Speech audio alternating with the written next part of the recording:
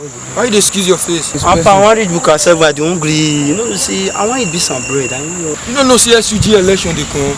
Which SUG for? Wait, can concern me. You don't know our university student. I understand. Then I scam now. I understand. But Egu Benjamin Lotana, the guy don't be scam. Egu Benjamin Lotana, the guy don't ready to preside over all the affairs of all university students. Egu Benjamin Lotana, the guy is very nice.